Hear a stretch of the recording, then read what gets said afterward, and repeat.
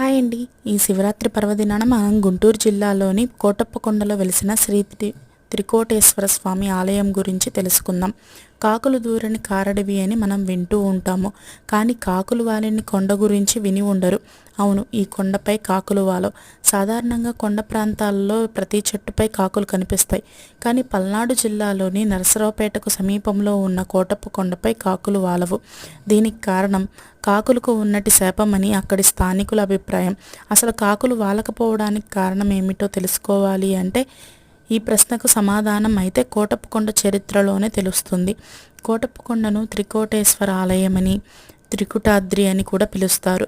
ఇక్కడ ఏ దిశలో చూసినా రుద్రశిఖరం, బ్రహ్మశిఖరం, విష్ణు శిఖరం అనే 3 శిఖరాలు దర్శనమిస్తాయి. అందుకే దీనిని త్రికుటాద్రి అని పిలుస్తారు. కోటప్పకొండ గొప్ప శైవక్షేత్రంగా కీర్తి పొందింది. మహాశివరాత్రి నాడు ఘనంగా పూజలు, అభిషేకాలు చేస్తూ ఉంటారు. ఇక్కడ చుట్టుపక్కల గ్రామాల నుంచి అనేక విద్యుత్ ప్రభలు వస్తూ ఉంటాయి.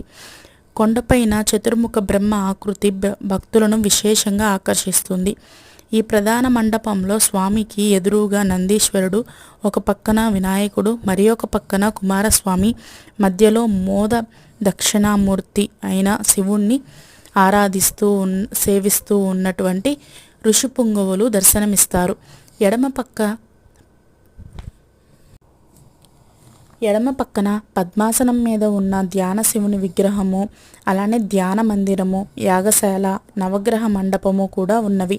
అయితే అసలు చరిత్రలోకి వెళితే దక్షయజ్ఞం వలన సతీదేవి వియోగం తర్వాత పరమశివుడు జగమును మరిచిన వాడై ముల్లోకాలు తిరుగుతున్న సమయమున శివుణ్ణి ఆకర్షించి ఆశ్రయమిచ్చి 12 సంవత్సరములు బాల దక్షిణామూర్తి రూపంలో ధ్యానంలో లీనమయ్యేట్టు చేసిన స్థలం శ్రీ త్రికోటేశ్వర ఆలయమైన కోటప్పకొండ. ఈ క్షేత్రం మీద శివుడు తపస్సు చేస్తూ ఉండగా ఆనందవల్లి అనే మహిళ పాలు, తేనెలతో స్వామిని సేవించుచూ ఉండెను.